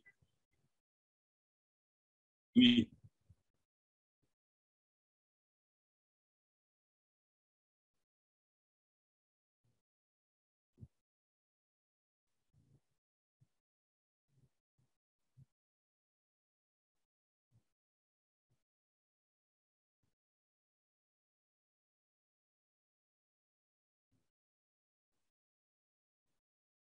Marianne Junior, si vous m'entendez, est-ce que vous m'entendez?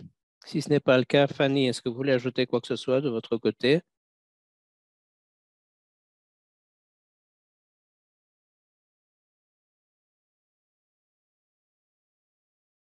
Très bien. Peut-être qu'il y a des problèmes de connexion. Alors, je ne vois pas non plus de main levée dans le chat. Donc, puisque le temps est compté, je peux revenir vers vous de toute façon plus tard, mais peut-être que Jérémy va prendre la parole maintenant parce que ce serait complet tout ce qui a été dit par Collision. Jérémy, si tu veux bien prendre la parole maintenant. Oui, bonjour à tous ou bonsoir selon où vous vous trouvez et merci de me donner la parole. Alors, je voudrais commencer par remercier tous les membres du panel d'avoir pris le temps et d'avoir surtout voulu partager avec nous leurs enseignements. C'était riche en enseignements. Je remercie également, bien entendu, le PAFO avec lequel nous organisons conjointement cette session. Alors, je vais essayer de ne pas être trop long parce que, en gros, je crois que, si pas tout, mais beaucoup, a déjà été dit. Alors, peut-être un petit rappel, le Coléade maintenant établit le lien entre l'esprit d'entreprise, le monde agricole et la formation. Notre nom a changé parce que nous voulions nous définir par ce que nous faisons plutôt que pourquoi nous le faisons. En tout cas, nous sommes une association sans but lucratif et nous venons en aide aux petites et moyennes entreprises en Afrique, Caraïbes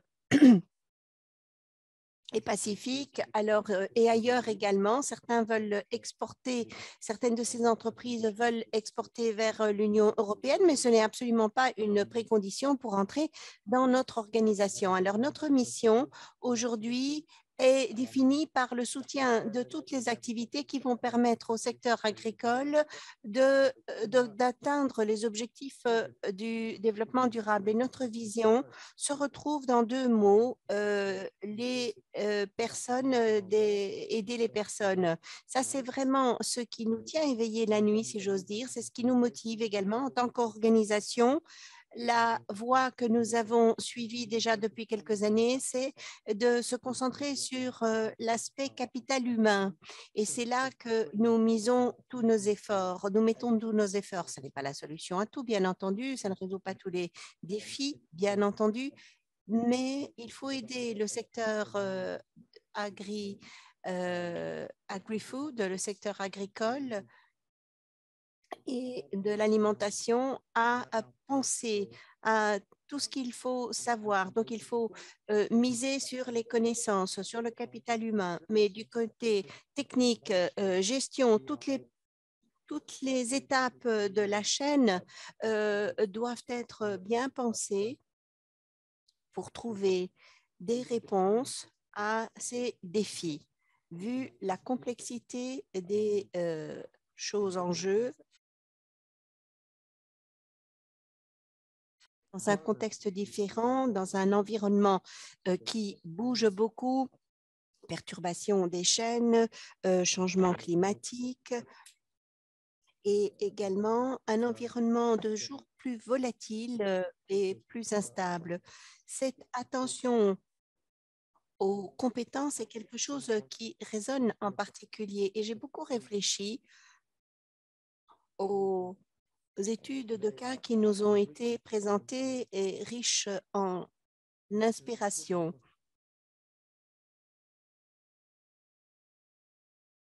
Quelque chose qui a été mentionné dans l'introduction par Isolina, lorsqu'on a des compétences, ce qu'on a plein de compétences, qu'on a une série de compétences techniques et gestion qui sont nécessaires quand il s'agit de l'entrepreneuriat, nous avons notre petite expérience qu'il n'y a pas seulement les compétences, mais également la mentalité et l'état d'esprit qui sont importants.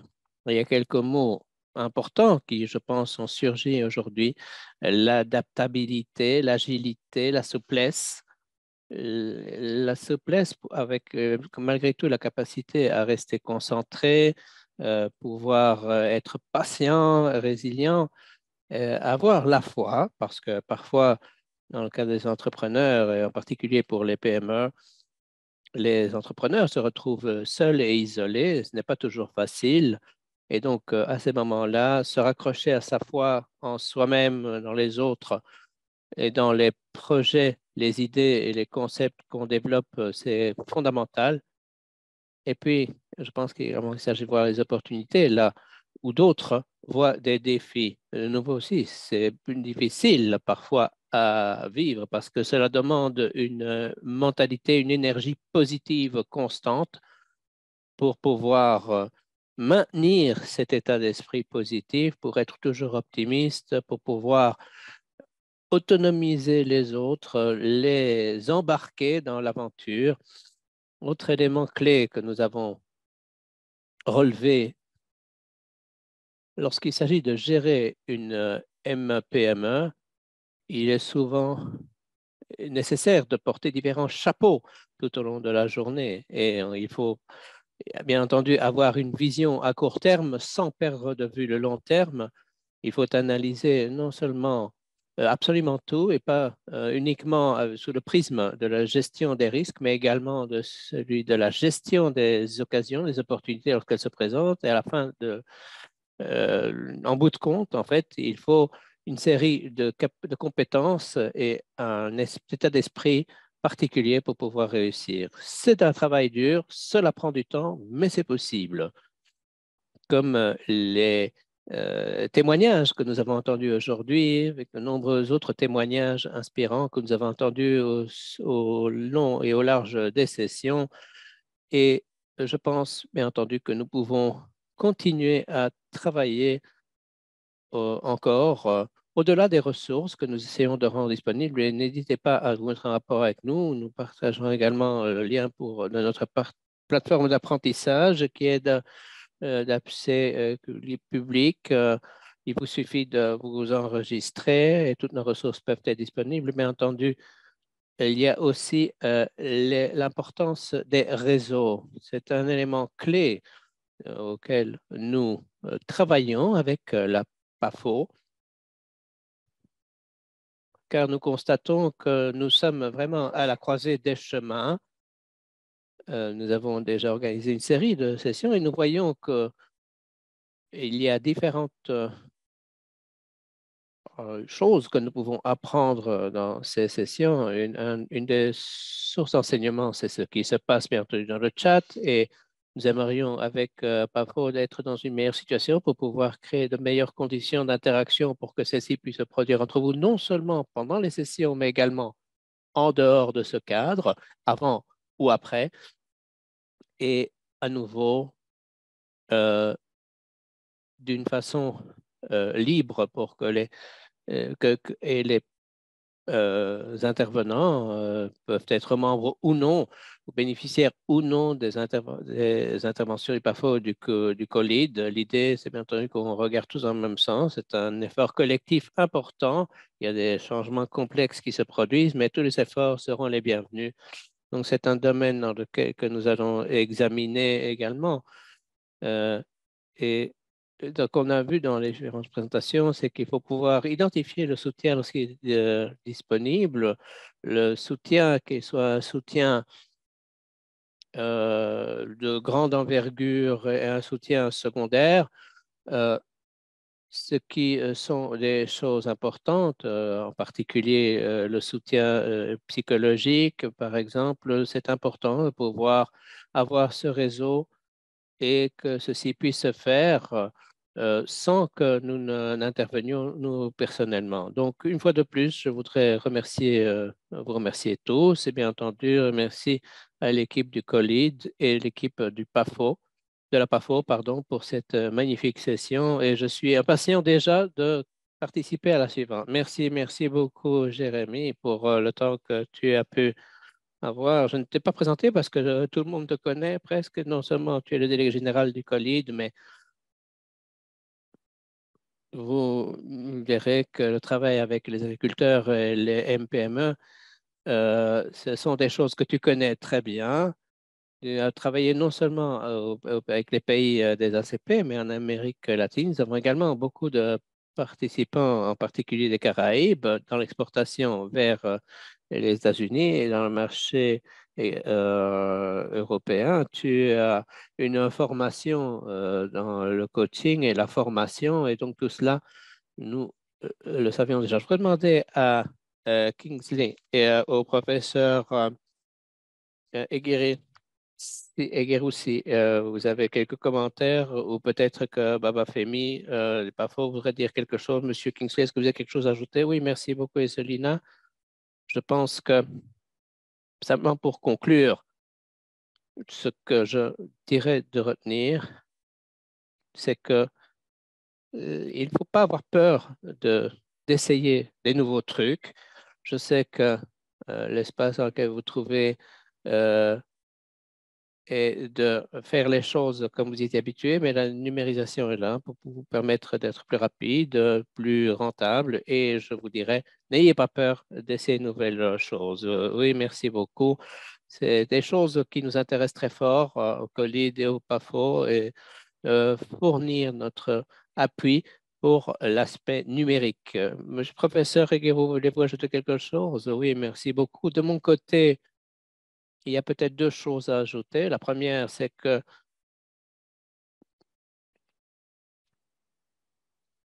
il y a beaucoup de besoins du côté des universités pour un bon geste d'acteurs du secteur privé qui existent déjà pour apporter leur soutien aux jeunes startups. Parce que ce n'est qu'à ce moment-là qu'on peut commencer à traiter l'équation de la crise de l'emploi dans le continent africain. Ces personnes ont besoin de beaucoup de mentorat et de bonne volonté qui existent déjà parmi les acteurs du secteur privé. La deuxième question, c'est qu'il nous faut poursuivre sur notre lancée pour avoir une vibration positive. C'est possible. Et même dans les universités, dans nos universités, il a souvent été euh, euh, qu'il est plus facile de passer un cadavre d'un cimetière à un autre que de transformer notre université. Je pense que c'est important, transformer les universités par des changements graduels. Et ceci exige que nous travaillions ensemble. Les acteurs du secteur privé, s'il vous plaît, je vous demanderai de ne pas perdre de vue ce qui se passe dans les campus universitaires, parce que lorsque les jeunes universitaires quittent l'université, ils viennent dans vos entreprises. Et si vous êtes très impliqués, vous pourrez réduire les coûts de formation et de reformation alors qu'ils passent dans le monde du travail avec vous. Donc, je vous appelle à vous engager pour créer cet écosystème vibrant pour l'entrepreneuriat. Merci beaucoup à tous. Merci, vous avez tout à fait raison et nous sommes très intéressés par cette façon de voir les choses et des liens entre les universités et la recherche. C'est là où c'est dans les universités que se passe la recherche et au niveau des entreprises, il faut également qu'il y ait des informations qui remontent. Je ne sais pas s'il y a quelque chose d'autre qui pourrait être ajouté par Marianne ou d'autres participants. Je vois qu'il y a deux mains levées. Eladj Madiane Saware.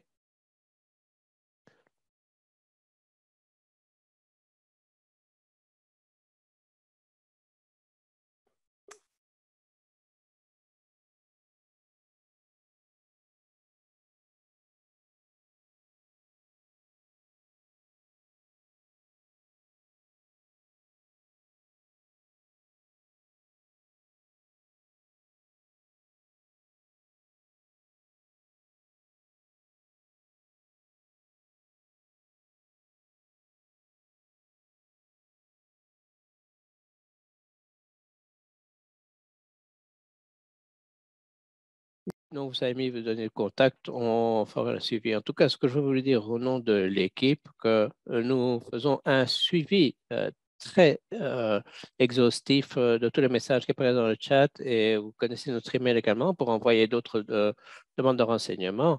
Nous vous mettrons en rapport. Nous ne pouvons pas partager les contacts des panélistes pour les questions de protection des données, mais nous vous mettrons en rapport avec eux. Donc, n'hésitez pas à vous mettre en rapport avec nous en écrivant à Entrepreneurs at Collide en français ou en anglais. Si vous n'avez pas davantage de commentaires, merci beaucoup de notre côté. C'est un plaisir de pouvoir compter sur un public aussi dynamique et je vais laisser le mot de la fin au docteur Baba Femi le PDG de la PAFO, qui se trouve actuellement à Tokyo. Merci, Monsieur Babafemi. Merci beaucoup, Isolina, d'avoir la possibilité de conclure. Je voudrais remercier tous les participants, tous les orateurs, tous ceux qui se sont donné la peine de faire une présentation. Nous avons beaucoup apprécié votre soutien pour cette série et comme l'a dit Jérémy, nous continuerons à aborder ces sujets parce que nous avons vu que beaucoup d'entre vous sont à la recherche de contacts dans le cadre d'un réseautage. Si vous êtes confronté à des défis, si vous pensez qu'un collègue peut recevoir une aide de la part du PAFO ou du COLID, n'hésitez pas à nous le faire savoir parce que ces conversations doivent se poursuivre. Ce n'est pas la fin de la série. Nous voulons vraiment que toutes ces questions continuent à résonner en vous. Je voulais remercier en particulier Isolina, qui est toujours un chef d'orchestre extraordinaire pour ces réunions et également pour notre travail d'équipe. C'est ce qui a rendu possible toutes ces séries sur l'innovation. J'espère que nous aurons la possibilité de vous revoir dans ces réunions et c'est à bientôt. Donc, que je vous dis à très bientôt. Au revoir à tous et merci à nos interprètes. C'était un plaisir. À très bientôt à tous. Au revoir.